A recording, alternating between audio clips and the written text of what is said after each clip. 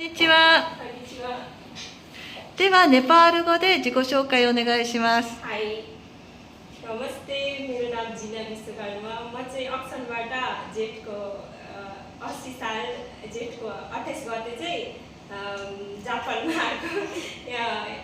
आरुकुसु यामानासीको आरुकुसुमा चाहिँ 1 महिना ट्रेनिङ गरेर अहिले चाहिँ सानसेखाई बेउलिनमा काम गर्दै आएको छु। मेरो काम चाहिँ 10 बजेबाट 5 बजेसम्म। सुरुमा म यहाँ आउँदा चाहिँ एकदमै भाषा अलि नबुझ्ने भएर चाहिँ गाह्रो लागेको थियो। अनि काम पनि अब पहिला नेपालमा त्यति नगरेकोबाट गाह्रो जस्तो लाग्यो। पछि चाहिँ अब यहाँ अब हामी चाहिँ नेपाली 2 जना मात्र, यहाँ नेपाली हुनुहुन्न।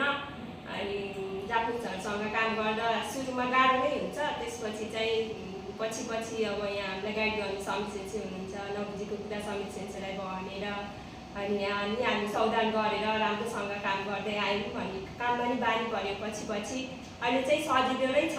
सुरुमा धेरै कुरा जानिएन, आत्तियो, त्यस हुनाले गाह्रो नै भयो। अहिले चाहिँ नबुझेको कुरा सोध्ने अनि चिनजान पनि भयो, बोल्ने बानी पर्यो, त्यसपछि धेरै सजिलो भएको छ। अब तपाईहरु पनि यहाँ अक्सनबाट न्युन आउने बेला चाहिँ जापान आउने बेला चाहिँ राम्रोसँग भाषा पढेर आइदिनु होला। राम्रोसँग पढ्यो भने सजिलो हुन्छ आफूलाई।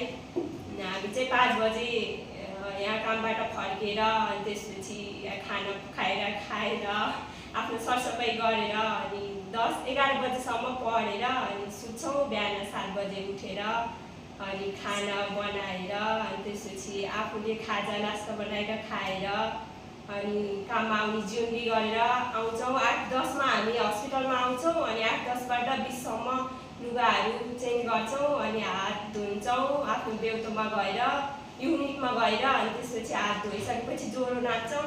त्यसपछि हाम्रो कामको सेड्युल हुन्छ प्रत्येक दिनको। अनि हामी कामको सेड्युल हेरेर अनि त्यही अनुसार काम गर्छौँ। नमस्ते सबैजना। अक्सनबाट आउनुहुने जति पनि आउनुहुन्छ राम्रोसँग भाषा पढेर आउनु होला।